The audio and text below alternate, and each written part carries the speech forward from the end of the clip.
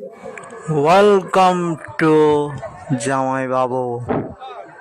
চট্টগ্রামের বিয়ে বলে কথা।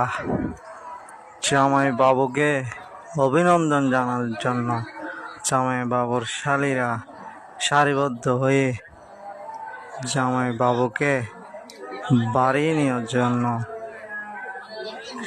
আসতেছে। দেখেন কত জাঁকজমক করে জামাই বাবুকে গাড়ি থেকে নামাবে এবং ক্লাবে খাওয়া দাওয়া করার জন্য নিয়ে যাবে।